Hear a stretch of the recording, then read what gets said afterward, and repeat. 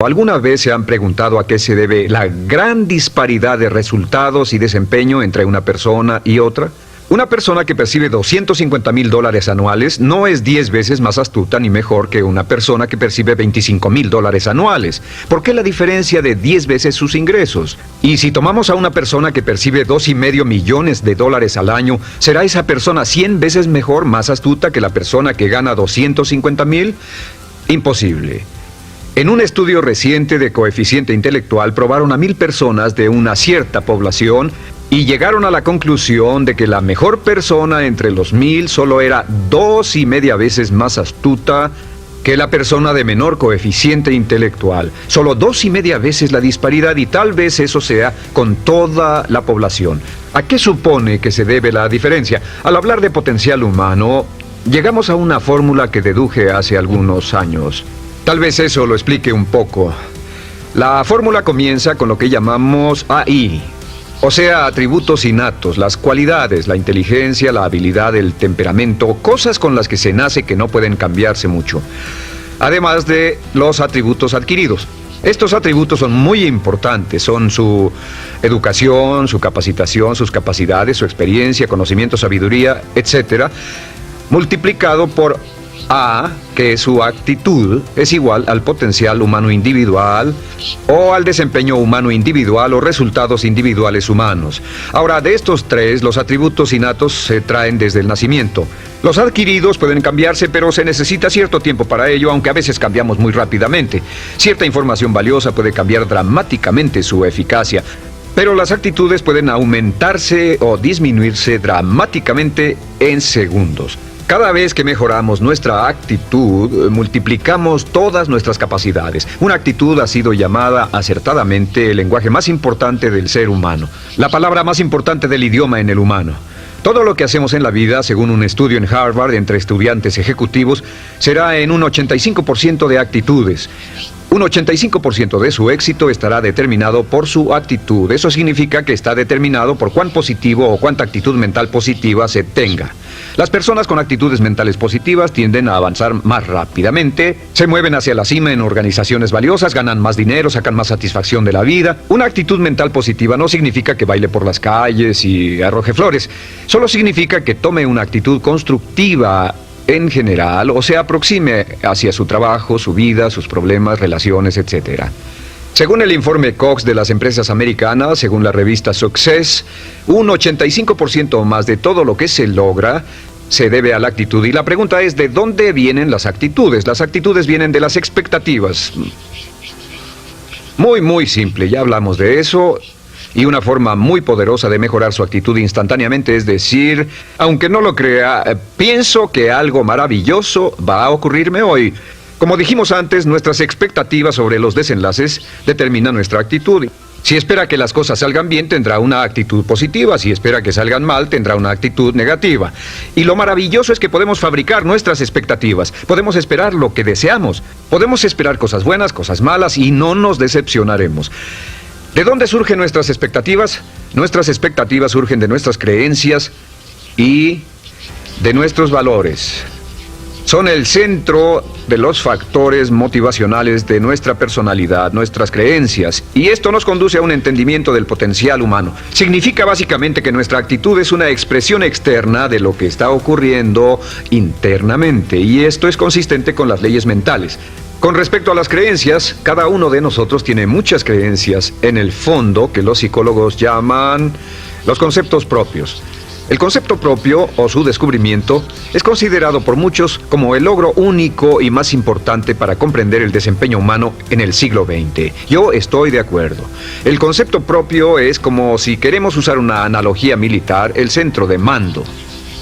O si queremos usar una analogía técnica, es el programa central de su computadora básica. Es un grupo de creencias, valores, actitudes, sentimientos, ideas, etc., almacenadas en el fondo de nosotros y son el resultado de casi todas las experiencias que hemos tenido en la vida.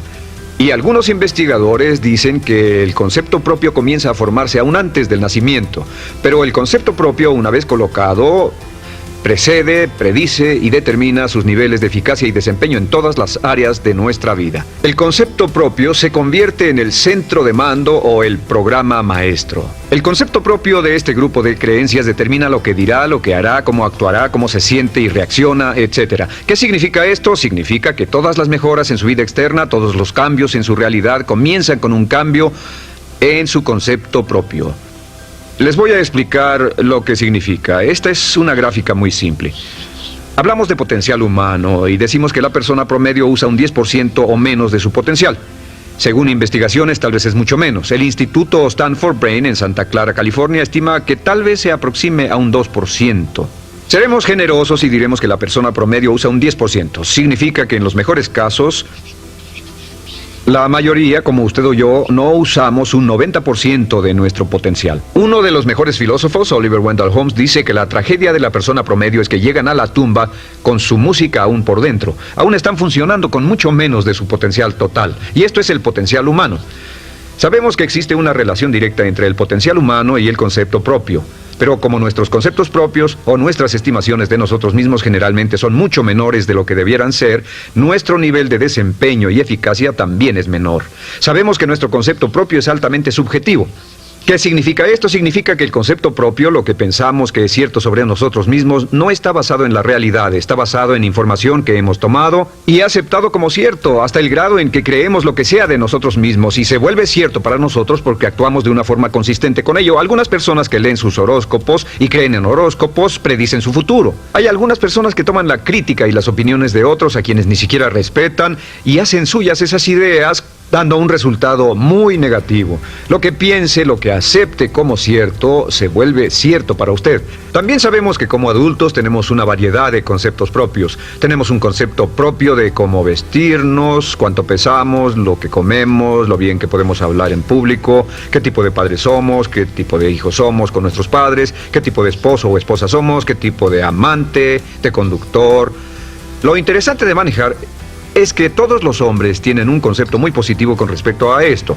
Las mujeres no entienden esto, pero los hombres nacen con un genio inherente para manejar. Todos los hombres son choferes excelentes. Si no lo creen, todo lo que tienen que hacer las mujeres que están viendo esto es pensar en la última vez que trataron de corregir la forma de conducir de un hombre y recordarán que no obtuvieron buenas respuestas. ¿Cómo respondemos ante alguien que desafía nuestro concepto propio, sugiriendo que no somos las personas que pensamos ser? Estamos a la defensiva, nos enfadamos, nos irritamos, es difícil que nos traten. Tenemos un concepto propio de lo creativos que somos, lo inteligentes, lo rápido que leemos, lo bueno que somos en los deportes, y si practicamos una gran variedad de ellos, tenemos un concepto propio para cada uno de ellos. Tenemos un concepto propio de lo bien que cocinamos, de lo bien que educamos a nuestros hijos, de lo bien que limpiamos nuestra casa, los autos que manejamos, etc. Y también de lo que valemos por lo que ganamos. Es muy interesante saber que nunca ganamos más del 10% de nuestro concepto propio en ingresos. Nuestro concepto propio determina nuestro nivel de ingresos. Este nivel de concepto propio se llama zona de confort. Y aunque querramos más dinero, veremos que la tendencia humana natural de todas las actitudes es luchar por lograr entrar a la zona de confort y luego quedarnos ahí. Si ganamos un 10% por encima de nuestro concepto propio de ingresos, tendremos una necesidad imperante de deshacernos de ese dinero. Lo donaremos, lo gastaremos en forma extravagante y hasta lo perderemos si recibimos demasiado. Las personas que ganan la lotería siempre están quebradas a los 2 o 3 años. Queman el dinero porque ese dinero está más allá de su concepto propio. Si gana 10% o menos de su nivel de concepto propio, se descubrirá luchando, trabajará más duro, más tiempo, pensará en forma más creativa, buscará diferentes formas para aumentar sus ingresos o sus segundos ingresos. La única forma de mejorar cualquier parte de su vida, incluyendo sus ingresos, es aumentando el nivel del concepto propio de sus ingresos, comenzando a pensar en usted como si estuviera ganando más dinero. Si quiere bajar de peso, la única forma en que podrá lograrlo es pensando en que está delgado. Piense en usted mismo como una persona más delgada. Si quiere volverse una persona más popular, más amorosa, más feliz o más sana, comience a pensar una y otra vez en esas cosas hasta que se vuelvan parte de su nuevo concepto propio. Hablaremos de eso más adelante. Es una parte esencial de la programación de su mente hacia el éxito. Su concepto propio global está determinado por el promedio de sus conceptos propios en las áreas que considere importantes. Ahora, su concepto propio está formado de 3 partes críticas. La primera parte del concepto propio es el ideal propio. El ideal propio es la persona que más desearía ser, es su idea de lo que constituye un ganador, es su visión ideal de lo mejor que puede ser usted. Nada más, una de las cosas que sabemos de las personas con éxito es que las personas con éxito tienen ideales propios muy claros, ideales claros de quién quieren ser en el futuro. Las que no tienen éxito tienen ideales muy vagos. El número 2 es la autoimagen. La autoimagen es como un retrato de cómo se ve a sí mismo y lo que piensa de sí mismo. La autoimagen es el espejo interno, es como se percibe a sí mismo ahora en su desempeño actual, en forma cotidiana. La tercera parte es su autoestima.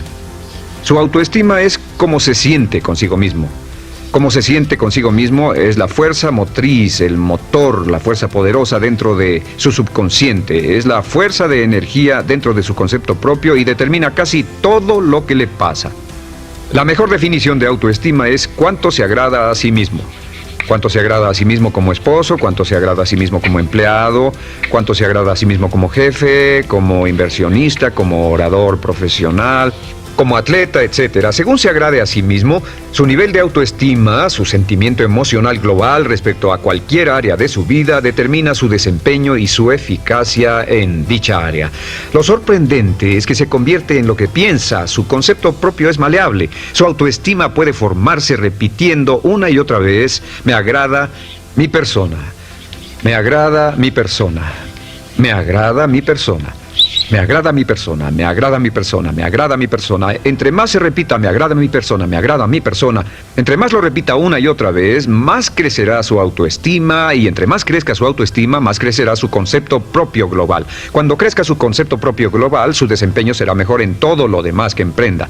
Cada vez que diga me agrada mi persona, me agrada mi persona, me agrada mi persona, me agrada mi persona, me agrada, será como bombearse psicológicamente. Todo lo que pase que haga que su autoestima suba hará que se comporte mejor. Todo lo que haga que su autoestima baje hará que se comporte peor, que cometa errores, que sea infeliz, etc. Un punto crítico de agradarse a sí mismo, sobre autoestima y agradarse a sí mismo, es que, número 1, nunca puede querer a nadie más de lo que se quiere a sí mismo. Que su nivel de autoestima es determinante de la calidad de relaciones que tenga con los demás. Y número 2, es que nunca puede esperar que nadie más lo quiera o respete más de lo que se respeta a sí mismo. Cuanto se agrade o se respete a sí mismo, determina sus actitudes hacia usted. Todas las escuelas de psicología actualmente están de acuerdo en el hecho de que depende de lo que usted realmente se quiera y se respete a sí mismo como un ser humano valioso e importante, tiene efecto sobre todo lo que le pase. Cuánto se agrade a sí mismo, y lo que puede hacer es mejorar su autoestima diciendo me agrada mi persona, me agrada mi persona, me agrada mi persona, me agrada mi persona. Y esto nos lleva a la pregunta: ¿de dónde viene el concepto de autoestima? Y descubrimos que el concepto propio es maleable, puesto que no nace con este concepto propio, no nace con ninguna idea sobre sí mismo, no nace con autoimagen ni autoestima. Nace, en cierto modo, como potencial propio. Es la mejor forma de plantearlo. La persona promedio llega al mundo como potencial puro. Y no tiene el concepto propio de que todo lo que es ahora, todo sentimiento que tiene, toda actitud o valor, tuvo que aprenderlo en el transcurso de su vida. También sabemos que el niño llega al mundo con una necesidad imperante de amor y contacto. Y como una gran cantidad de investigaciones lo indican, necesitamos mucho amor y contacto durante toda nuestra vida, pero en especial durante nuestros años de formación, porque de niños aprendemos quiénes somos, cuánto valemos, si somos importantes, inteligentes, amorosos, chistosos. Todo esto lo aprendemos por la forma en que nuestros padres nos tratan. Si nuestros padres, nuestros parientes, tíos o tías, en especial nuestros padres, nos tratan como si fuéramos realmente importantes, crecemos pensando que somos realmente importantes, pero si nuestros padres no lo hacen, pasa algo más. Sabemos que los primeros años de vida son los más importantes para el desarrollo del concepto propio, que un niño comienza a partir de cero. El niño nace sin saber quién es él o ella. Son sumamente valiosos el primero, segundo, tercero, cuarto y quinto años de vida.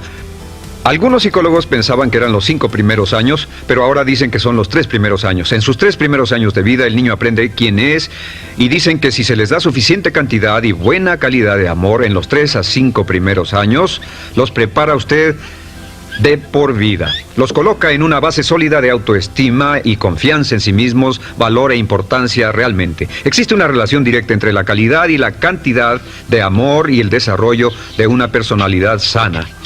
Entre más amor, amor incondicional, reciba un niño en sus años formativos, más fuerte será la base de su personalidad. El reverso de la educación es que casi todos los problemas de psicosis, neurosis, perturbaciones de la personalidad y problemas de comportamiento surgen de los problemas que se tengan con el concepto propio. Ahora observemos a los adultos. Aquí está nuestra personalidad adulta. Si nos observamos, podemos llegar a reparar nuestras bases, por así decirlo, repitiéndonos una y otra vez: me agrada mi persona, me agrada mi persona, me agrada mi persona, y llevamos ese concreto reparador hacia la base de nuestra personalidad. Los niños necesitan el amor como las rosas necesitan la lluvia. Los niños que carecen de amor a menudo mueren por escasez de amor.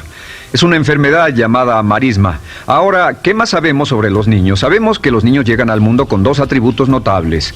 El primero es que no sienten temor. Los niños nacen sin temores. No temen a nada excepto a caerse y a los ruidos fuertes. Y esto se expresa en sus actitudes: yo puedo. Los niños llegan al mundo pensando que pueden hacer cualquier cosa, y quien haya criado a un niño hasta la edad de 3, 4 o 5 años sabe que debe pasar esos primeros años evitando que se maten, porque son como pilotos japoneses, porque no le tienen miedo a nada. Su segundo atributo es que llegan al mundo totalmente espontáneos. Dicen lo que quieren, hacen lo que quieren, son totalmente desinhibidos. Totalmente. Ellos no temen hacer nada de lo que desean, y esto se expresa en su actitud: no quiero. No tengo que hacerlo. Si ha tratado de controlar a un niño, lo habrá visto. Lo primero que dicen cuando comienza a darle órdenes, lo primero que aprenden es: no tengo que hacerlo. Claro, a veces cambiamos sus mentes de una u otra forma, pero estos son los dos atributos con los que los niños llegan al mundo. Llegan al mundo sin temores y desinhibidos. ¿Qué significa esto? Significa que nuestro derecho innato natural es no ser temerosos y ser desinhibidos.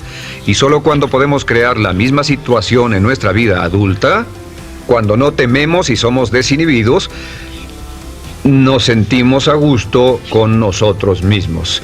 Las mejores organizaciones, las mejores compañías son las que crean un ambiente donde nos sentimos sin temores y sin reservas para ser nosotros mismos y para hacer lo mejor de nosotros. Al crecer descubrimos que los niños aprenden de dos maneras. La primera es por imitación. Imitan a uno o a ambos padres, en especial al padre dominante. Algunas veces el padre dominante cambiará cuando crezca el niño, y a veces los niños imitan al padre, a veces a la madre, pero aprenden por imitación. Muchas características y hábitos que tenemos como adultos los aprendimos de nuestros padres. ¿Alguna vez ha tenido la ocasión de gritarle o reñirle a uno de sus hijos? Verá que le dice las mismas cosas que le dijo su padre a usted cuando era niño. Así que imitamos. A veces imitamos su caminar, a veces su forma de hablar, a veces imitamos sus valores, sus creencias, etc. Aunque esos valores y esas creencias no tengan ningún valor. ¿Por qué? Porque nuestros padres eran así cuando nosotros éramos niños. La segunda forma en que aprendemos es pasando de la incomodidad, lo que no se siente bien, hacia la comodidad. Freud llamó a esto el principio del placer. O sea que nos movemos hacia aquello que nos hace sentir cómodos, lo que nos da placer, lo que nos hace sentir bien con nosotros. Nos movemos de la incomodidad hacia la comodidad. Así es como aprendemos a no mojar el pañal, por ejemplo. Sabemos que no es agradable caminar con popó o pipí en nuestros pañales. Vemos lo que hacen nuestros padres, vemos lo que nuestros parientes hacen y decimos: estas personas no hacen lo que yo. Así aprendemos a caminar y lo demás. Así que de la incomodidad hacia la comodidad. Durante toda nuestra vida, por cierto, así es como aprendemos. Imitamos leyendo lo que otras personas hacen, estudiando libros y en el trabajo, imitamos cuando vamos a la escuela, y hacemos lo que nos da resultados positivos, lo que nos da refuerzos positivos, y hacemos cada vez menos las cosas que nos causan incomodidad o dolor. Ahora, muy temprano en la vida, como equivocación o como resultado de una equivocación que los padres cometen en la crianza, los niños comienzan a aprender hábitos y patrones negativos. Los patrones y hábitos negativos tienen sus raíces principalmente en la crítica destructiva. La crítica destructiva comienza muy temprano en la vida, a veces en los primeros meses. Y la crítica destructiva la usan los padres para dirigir y controlar a sus hijos. Desafortunadamente, tiene un efecto muy peligroso y dañino sobre nosotros, ya que la crítica destructiva tiende a minar la integridad de la personalidad del niño. Muchos de nosotros, incluyéndome a mí y a muchos de ustedes, nos hemos visto minados y heridos por la crítica destructiva más que todas las guerras en la historia. Ahora, como resultado de la crítica destructiva, comenzamos a desarrollar hábitos y patrones negativos. Los patrones de hábitos negativos son respuestas condicionadas hacia los estímulos. Los patrones de hábitos negativos se desarrollan en los inicios de la vida.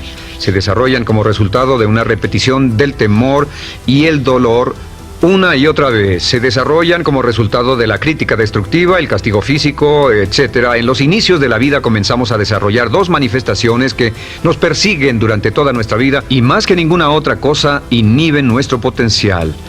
La primera es la llamada patrón de hábito negativo inhibido. El patrón de hábito negativo inhibido se aprende cuando al niño le dicen una y otra vez no. Aléjate de ahí, no toques eso, y se le castiga. Cuando el niño intenta algo nuevo, o se involucra con algo, o huele algo, o derrama algo, o rompe algo accidentalmente, el padre estalla y se enfada mucho. Como ven, el niño está impulsado por la curiosidad insaciable de explorar su mundo. Y lo que pasa es que cuando lo explora o se interesa y echa a perder algo, si el padre reacciona golpeando al niño, el niño comienza a pensar cada vez que intento algo nuevo, cada vez que intento algo diferente, cada vez que voy más allá de mis límites, cada vez que me salgo de mi zona de comodidad, cada vez que no juego sanamente, me golpean, me castigan, me lastiman, me envían a mi alcoba y me siento mal. Y muy pronto el niño desarrolla el sentimiento de no puedo, no puedo, no puedo. Cada vez que trato algo diferente, me castigan. No puedo, no puedo, no puedo. Es como la respuesta de Pavlov. Pavlov sonaba la campana y le daba de comer a un perro, y el perro salivaba, y Pavlov alimentaba al perro. Mientras sonaba la campana, el perro salivaba y siguió haciendo eso, y después Pavlov solo sonaba la campana y el perro salivaba. Lo que pasa en la vida adulta es que esto crea lo que llamamos temor al fracaso. El temor al fracaso es una respuesta condicionada a un proceso de crítica destructiva que ocurre en los primeros 5 o 6 años de la vida. El temor al fracaso automáticamente nos activa, nos sentimos ansiosos, tensos, intranquilos, sentimos presiones y estrés en nuestro plexo solar, sentimos ganas de retirarnos del evento, y el temor al fracaso es la razón principal por los fracasos en la vida adulta. Es la razón principal por la que evitamos cumplir plenamente nuestro potencial. De hecho, todos los patrones de hábitos negativos se experimentan en el cuerpo físico. Puedes saber cuál es un patrón de hábito negativo porque se siente en el cuerpo físico, precisamente. El patrón de hábito negativo inhibido, el temor al fracaso, el no puedo, ocurre primero que todo en el plexo solar. ¿Ha tenido la ocasión donde debe hablar frente a un grupo, debe ir a una revisión de su desempeño, o debe hacer una llamada determinante? Primero su plexo solar se aprieta. Si el temor continúa, su respiración se acelera. Su corazón comienza a latir apresuradamente, su frecuencia respiratoria aumenta y le duele la cabeza como migraña en la parte frontal, su garganta se le cierra y no puede hablar y se le seca la boca por completo. Y como se pone tan tenso y asustado, va corriendo al baño. Estas son todas las manifestaciones. No hay peligro físico, pero sí peligro psicológico, una respuesta condicionada. Cuando sentimos estas cosas, la tendencia es retirarse de la situación que las ocasiona, y es la razón por la que no logramos mucho si retrocedemos. Es muy importante. El segundo patrón de hábitos negativos es el compulsivo. El patrón de hábito negativo compulsivo se aprende cuando a los niños se les dice una y otra vez: más vale que lo hagas. Si no lo haces, tendrás problemas o me las pagarás. A los niños se les convierte en recipientes del amor condicionado. Los padres no intentan hacer esto, pero lo que hacen es sugerirle al niño: no te amo, por lo tanto no estás a salvo, a menos y hasta que hagas lo que yo quiero. El niño crece sintiendo: tengo que hacer lo que quiera mi mamá, debo complacerla, debo complacer a papá, debo complacer a los demás, debo complacer a mis parientes, y a veces debo complacer a mis semejantes, debo complacer a mis maestros, debo complacer a todo el mundo, y crecen con esto: debo. No puedo hacer lo que quiero hacer, debo hacer lo que complace a las demás personas. Este patrón de hábito negativo muy temprano en la vida se traduce en el temor al rechazo. El temor al rechazo lo experimentan los hombres como adultos como un comportamiento tipo A. Hablaremos del comportamiento tipo A posteriormente. El comportamiento tipo A es una necesidad compulsiva o excesivamente compulsiva de complacer de algún modo a alguien sin normas de comportamiento, prácticamente sin pensarlo. El temor al rechazo nos impulsa, nos hace muy sensibles a las necesidades de los demás. Hacemos cosas que otras personas quieren, no hacemos lo que nosotros queremos. Siempre estamos tratando de complacer a los demás. Tenemos preocupaciones o nos importan las opiniones, sentimientos y actitudes de otros hasta el punto donde ocultamos nuestras necesidades. El temor al rechazo se siente en la columna del cuerpo.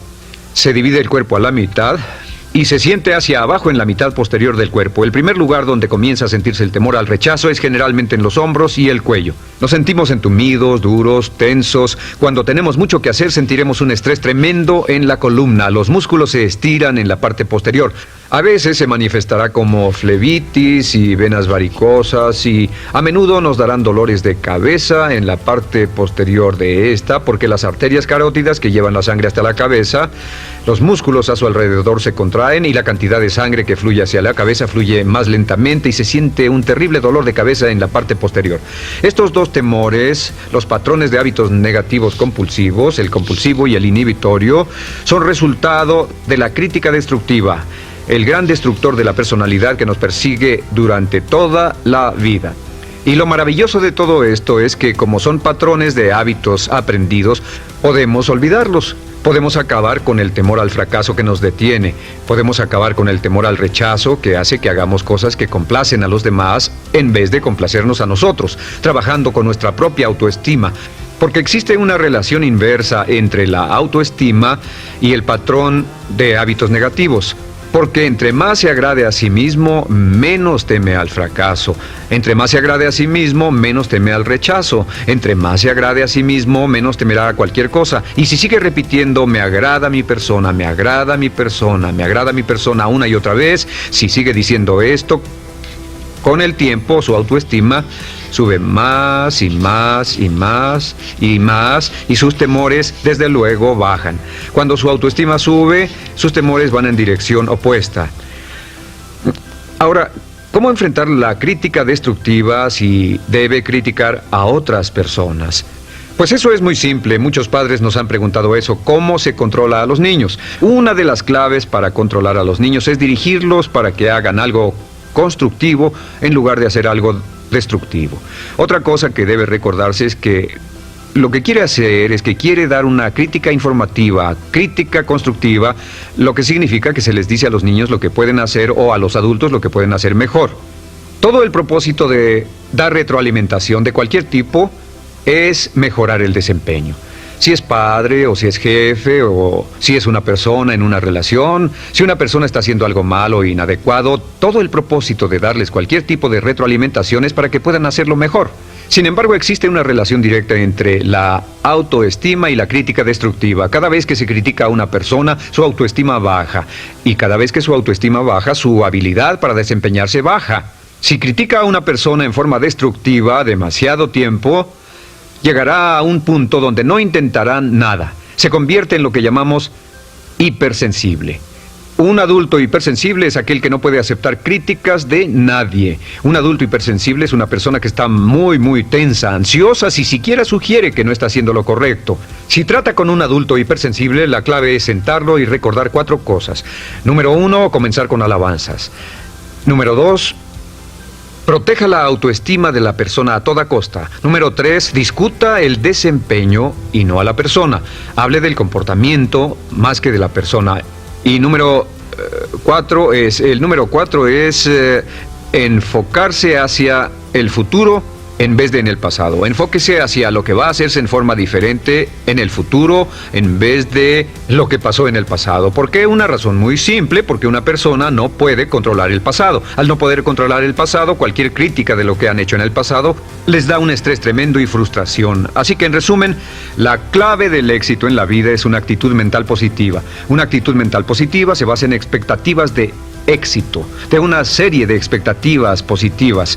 Esa serie de expectativas positivas se basa en sus creencias y en su concepto de sí mismo. El centro de su concepto propio que determina su eficacia en la vida es su autoestima, y su autoestima se mide por cuanto se valore a sí mismo. Las dos cosas que nos frenan más que nada son el temor al fracaso y el temor al rechazo. Y uno de nuestros secretos centrales de éxito es este. Conviértase en un organismo generador de autoestima perpetua. Haga continuamente cosas para usted mismo, hacia sí mismo en su vida, que hagan que se agrade a sí mismo, que se ame, que se acepte, que se respete, que hagan que se sienta fantástico con usted mismo.